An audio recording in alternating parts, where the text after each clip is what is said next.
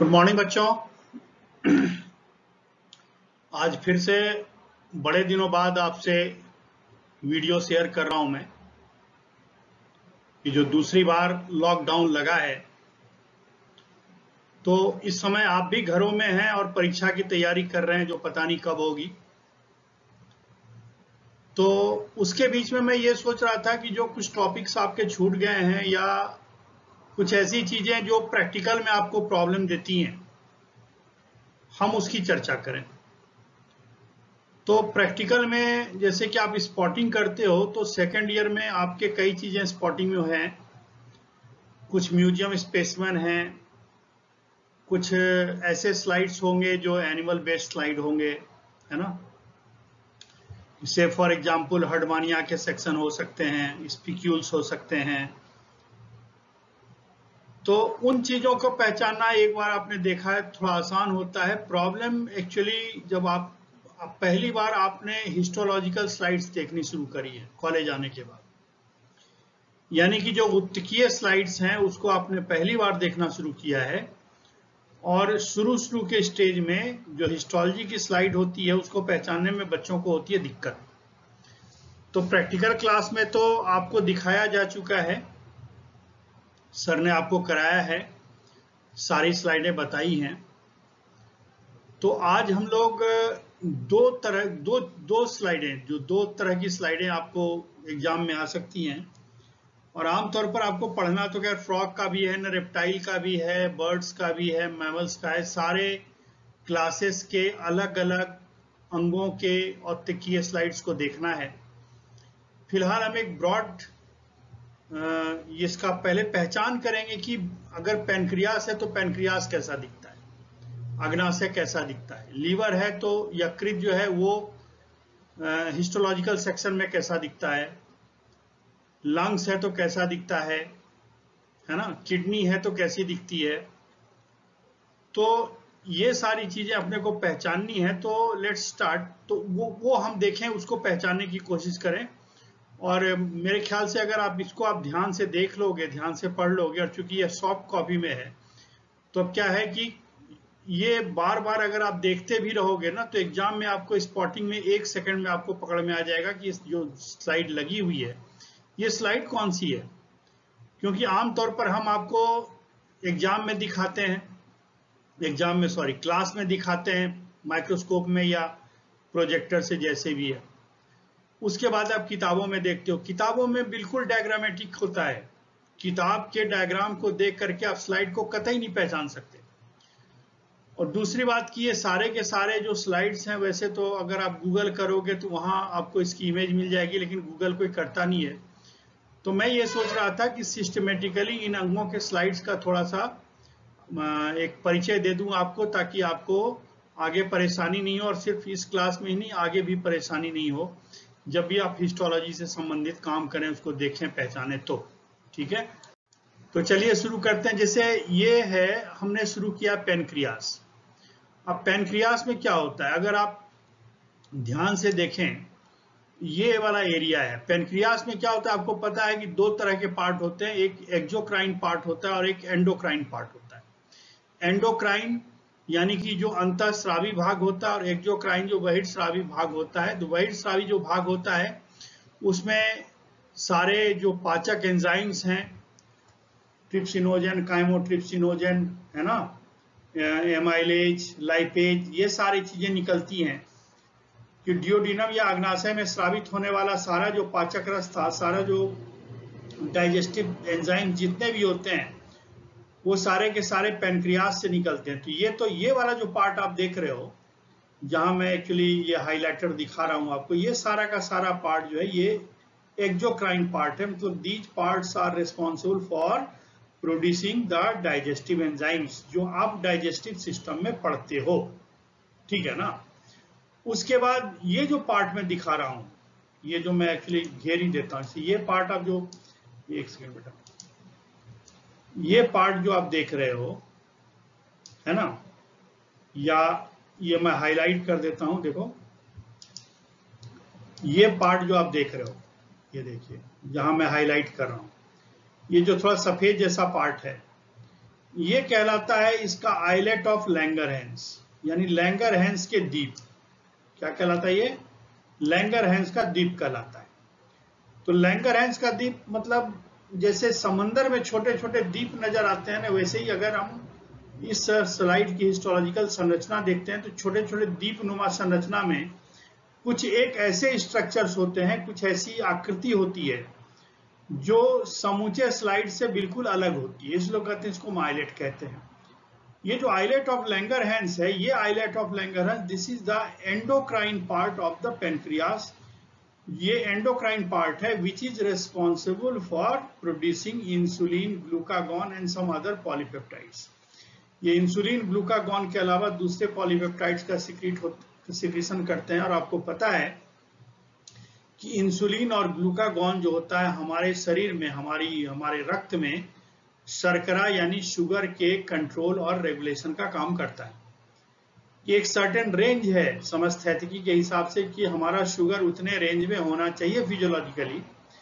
लेकिन कई बार क्या होता है कि हमने खाना खाया तो शुगर तेजी से बढ़ गया खाने से एब्जॉर्ब हो करके, या फिर बहुत देर से खाना हमने नहीं खाया तो शुगर डिप्लीट हो गया। तो शुगर का बढ़ना अच्छा नहीं है। आप जानते हो कि इससे डायबिटीज नाम की एक बीमारी हो जाती है, मधुमेह। और शुगर का कम होना भी कम खतरनाक नहीं है। जो क्या कहते हैं, जो हाइपरग्लाइसीमिया होती है ना, जब शुगर बढ़ जाता है तो चलो शुगर बहुत बढ़ता है तो बहुत लॉन्ग टर्म में ऐसा होता है, उसके दुष्प्रभाव होते हैं, उससे हृदय की बीमारी होती है, किडनी फेलियर होता है, सारी चीजें होती है, लॉन्ग टर्म में होता है। जो हाइपोग्लाइसेमिया है वो अगर सर्टेन लेवल से नीचे चला गया, ब्रेन को अगर शुगर नहीं मिला तो आदमी मर सकता है।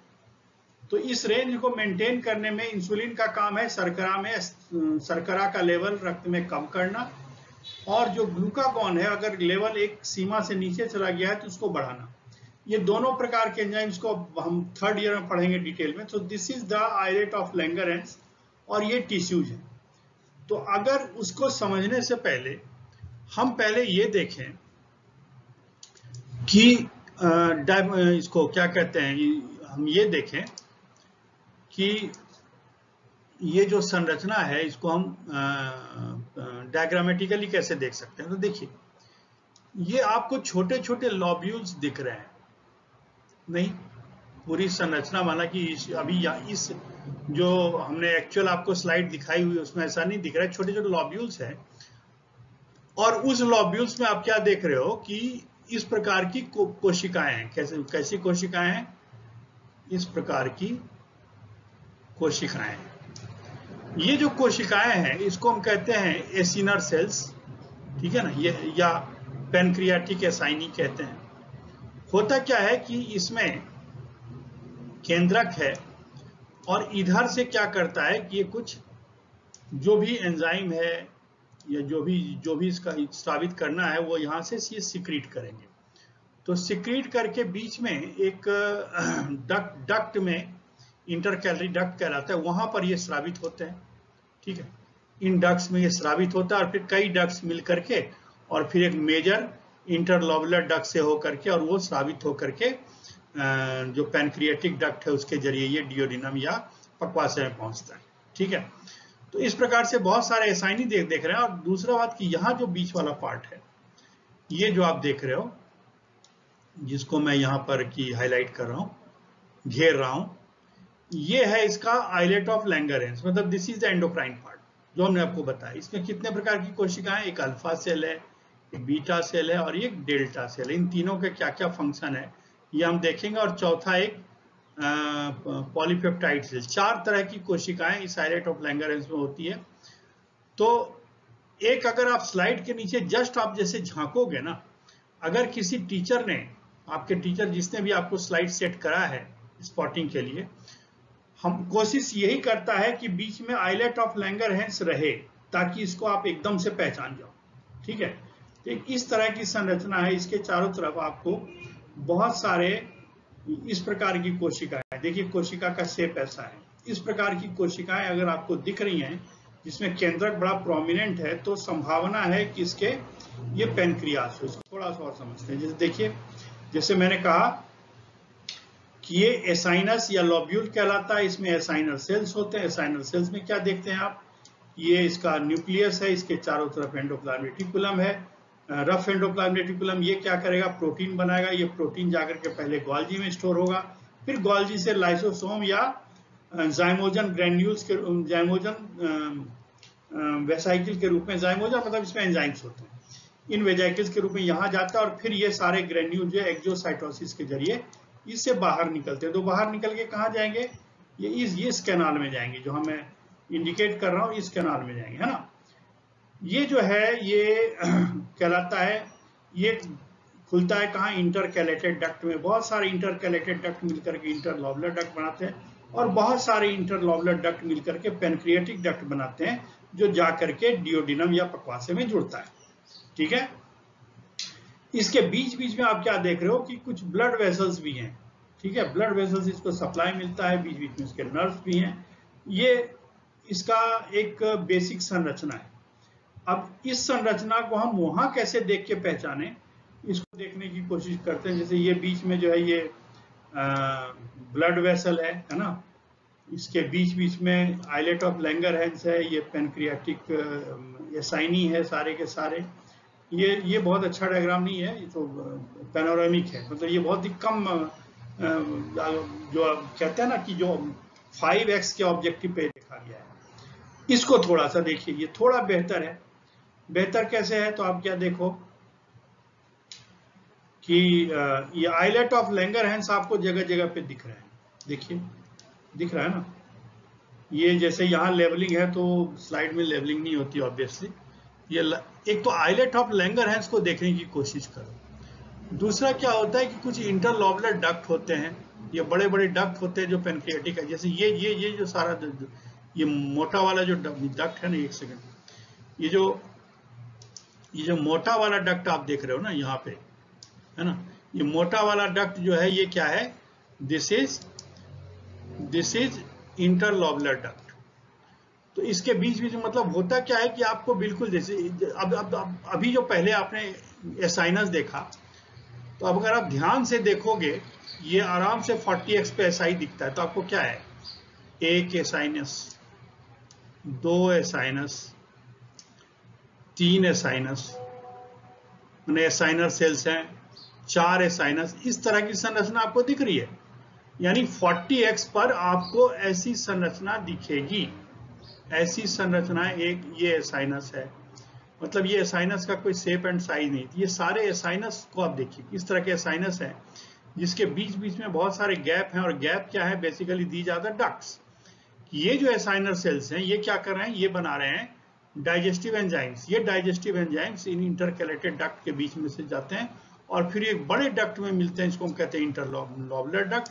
और फिर वो बड़े डक्ट में मिलते हैं जिसको हम कहते हैं पेनक्रिएटिक डक्ट। तो बीच बीच में आप देखिए ब्लड वेसल्स के साइड्स दिख रहे हैं आपको, कहीं कहीं ये नर्व्स दिखती है। ये जैसे ये एसाइनी है, जितने जितने मैं गोल गोल घेर रहा हूँ ये सारे के सारे उसके एसाइनस हैं, है ना। ये सारे के सारे क्या हैं, ये इसका एसाइनी है, ये एसाइनस है।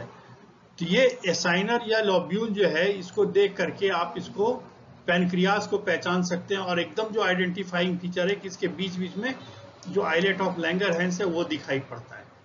इस तरह की संरचना किसी भी टिश्यूज में आपको नहीं दिखाई पड़ती। जैसा कि एक तरह का टिश्यू का बैकग्राउंड है, उसके बीच बीच में कुछ आइलेट जैसे बने हुए हैं, this is islet of Langerhans. इसको देखने के बाद देखिए कि बहुत जितने कोशिकाओं के गुच्छे हैं वो इस तरह से एक इस तरह का कोई शेप बनाते हैं कि नहीं बनाते, जिसके अंदर की बहुत सारी इस प्रकार की कोशिकाएं, ऐसे जैसे एसाइनस का फोटो हमने आपको दिखाया था, बहुत सारे इस तरह की कोशिकाएं आपको दिख रही हैं। अगर इस तरह की दिख रही हैं तो डेफिनेटली ये पैनक्रियास है। तो इस प्रकार से एसाइनस आपको अलग अलग शेप में अगर दिखता है, जैसे यहाँ देखिए ये दिख रहा है ना, ये दिख रहा है। इस एसाइनस को देख करके और आइलेट ऑफ लैंगरहैंस को देख करके आप टिश्यू को पहचान सकते हैं। ये देखिए, ये तो खैर इंटरलोबुलर डक्ट है, कैसे बनता है। ये देखिए फिर से एक एसाइनस ये है, ये थोड़े से हाई मैग्निफिकेशन पे है, मतलब मेरे ख्याल से ये 100x के आसपास ये इस तरह का दिखेगा। और बीच में ये जो डक्ट है इसको और ज्यादा मैग्नीफाई करेंगे तो ये इस प्रकार का दिखेगा। इसका कोई लेना देना नहीं है। आपको एग्जाम में जो स्लाइड आएगी वो वैसी होगी जिससे पहली वाली दिखाई थी मैंने। आइलेट ऑफ लैंगरहैंस में देखिए कितने होते हैं, 4 तरह की कोशिकाएं मैंने आपको बताई थी। तब उसका देखने में तो ये ऐसा ही लगेगा, और इन कोशिकाओं में अगर इसकी स्टेनिंग प्रॉपर नहीं है, सही स्टेन यूज नहीं किया गया है, तो इसमें इन चारों कोशिकाओं में पहचानने में कठिनाई होती है। लेकिन आपको उसकी लेवलिंग नहीं करनी है। उसमें एक देखिए तो बीटा सेल होता है। ये टोटल जितनी कोशिकाएं आइलेट ऑफ लैंगरहैंस में होती है उसका 70% होता है, और ये सबसे बीच में ये लोकेटेड होते हैं, ठीक है। और ये इसका डार्क सेंटर होता है, मतलब इसमें जो कोशिकाएं हैं, जो डार्क सेंटर वाली जो कोशिकाएं आपको दिख रही हैं, ये सारा का सारा बीटा सेल है। बीटा सेल का काम है इंसुलिन प्रोड्यूस करना। दूसरा अल्फा सेल है, ये अप्रोक्सीमेटली 20% होते हैं। तो अल्फा सेल के साथ क्या है कि द अल्फा सेल जो होते हैं ये क्या करते हैं कि ये बीटा सेल से बड़े होते हैं, और आमतौर पर ये किनारे किनारे होते हैं, ठीक है। ये ज्यादा यूनिफॉर्म होते हैं, डार्क सेंटर होता है, और इसमें ग्रेन्यूल फील्ड होता है। तो इसमें देखिए जो बीच बीच में आपको बीटा सेल्स दिख रहे हैं, और कुछ डेल्टा सेल होते हैं जो 5 से 10% होते हैं। ये इसमें बहुत सारे सिक्रेटरी ग्रेन्यूल होते हैं, और कुछ पैनक्रियाटिक पॉलीपेप्टाइड सेल्स होते हैं। ये दोनों ही कुछ ऐसे पॉलीपेप्टाइड बनाते हैं जो फिजियोलॉजी में काम आते हैं। मेन जो क्या कहते हैं आइलेट ऑफ लैंगरहैंस से जो 2 हार्मोन निकलते हैं, वो निकलते हैं इंसुलिन जो बीटा सेल से निकलता है, और ग्लूकागॉन जो अल्फा सेल से निकलता है, ठीक है। ये जो डेल्टा सेल यहाँ लिखा हुआ है सोमेटोस्टैटिन बनाता है। ये सोमेटोस्टैटिन का काम एक्चुअली क्या है कि जो स्राव होता है ना, जो पैनक्रियाटिक सिक्रीशन होता है, उसको चेक करने का काम करते हैं। उसी तरह से ये कुछ पॉलीपेप्टाइड सिक्रीट करते हैं। तो ये था अभी तक की जो कहानी थी, वो थी पैनक्रियास के बारे में। दूसरा है लीवर। लीवर यानी कि यकृत। तो यकृत में देखिए कि एक जो यकृत देखने के बाद आपको क्या लगेगा कि इस प्रकार से एक हेक्सागोनल आउटलाइन वाला एक एरिया आपको दिखाई पड़ता है, जिसको हम कहते हैं लीवर लोब्यूल कहते हैं। क्या कहते हैं? लीवर का लोब्यूल कहा जाता है। तो देखिए ये इस प्रकार से हेक्सागोनल के बीच में एक लीवर का लोब्यूल है। इस लोब्यूल के बीच में आप क्या देख रहे हो? एक सेंट्रल वेन है, और बीच में ये लोब्यूल्स के बीच में क्या हो? कनेक्टिव टिश्यू का एक सेप्टम होता है। इसको थोड़ा सा और बेहतर डायग्रामेटिक दिखाएं तो क्या दिखाई पड़ता है? एक तो सेंट्रल वेन है, सेंट्रल वेन के बीच में क्या है? खाली जगह है। इसके बीच में अगर आप ध्यान से देखें तो यहाँ पर क्या है? देखिए ये जो जहां मैंने एरो जहां से लाइन खींची, ये क्या है? These are the sinusoids. ये खाली स्पेस है, ये है ना। और इसके बीच बीच में ये जो कोशिकाएं आपको दिख रही है, हालांकि ये बहुत छोटी हैं अभी, तो इनको हम कहते हैं hepatocyte. These cells are responsible for the function as secretional part of the liver. Liver का जो कार्यकी होता है, उसका जो सिक्रीशन होता है, उसके लिए हिपेटोसाइट जिम्मेदार होते हैं, ठीक है। और होता क्या है कि जहां जहां जंक्शनल पॉइंट है, जैसे यहाँ पर है, यहाँ पर ये दूसरे लॉब्यूल से मिलेगा, यहाँ पर दूसरे लॉब्यूल से मिलेगा। यहाँ पर क्या होता है कि टायराइड हो रहा है। टायराइड मतलब वहां पर एक हिपैटिक पोर्टल वेन होगा, हिपैटिक आर्टरी होगी, और बाइल डक्ट होगा। बाइल सिक्रीट होता है आपको लीवर से पता है, पित्त। ये यहाँ देखिए आप, ये टायराइड है ना। इसमें आपको क्या दिख रहा है? लाल वाला एक हिपैटिक आर्टरी है, ब्लू वाला जो हिपैटिक वेन है, और जो ग्रीन कलर वाला है ये बाइल डक्ट। ये तीनों साथ साथ लगे होते हैं, तीनों का कनेक्शन अंदर के उस साइनोसाइड्स और दूसरे कैनाल से होता है, ठीक है। तो अब देखिए वही चीज हमने आपको बताई है कि देखिए ये हिपैटिक वेन है, ये हिपैटिक आर्टरी है, इधर बाइल डक्ट है बीच में। ये सारे के सारे जो आपको दिख रहे हैं पीले पीले वाले, है ना, ये सारे के सारे क्या है? इनको हम लीवर सेल्स या हिपैटिक मतलब लीवर से संबंधित, तो हिपैटिक सेल्स हैं। इसके बीच बीच में आपको हिपैटिक साइनोसॉइड, ये तो खैर बाइल डक्ट है ग्रीन वाला। बीच में जो खाली स्पेस आपको दिखाई पड़ रहा है, ये क्या होता है? हिपैटिक साइनोसॉइड्स कहलाता है। बीच में सेंट्रल कैनाल है, और यहाँ पर आप ये देख ही रहे हो कि यहाँ से यहाँ तक, है ना, यहाँ से यहाँ तक 3 नलिकाएं हमेशा अवश्य मिलती हैं। इसको हम कहते हैं ट्राइड कहते हैं। ये वेन है, हिपैटिक वेन है, ये हिपैटिक आर्टरी है, और ये बाइल डक्ट है, ठीक है। हर कॉर्नर पे ये होता है। अब देखिए आप बिल्कुल अगर मिनिमम कम से कम मैग्निफिकेशन पे अगर आप इसको देखेंगे तो ये आपको ऐसा दिखेगा, ये आपकी बाउंड्री है और इसमें ज्यादातर पता चल नहीं रहा है। इसको थोड़ा सा अगर 10x या उससे 20x पर अपन देखें तो आपको ब्रांच ऑफ पोर्टल वेन दिखाई पड़ेगा, ब्रांच ऑफ हिपैटिक आर्टरी, और मतलब ये ऑब्वियस सी बात है कि ये जो एरिया है, एक सेकंड,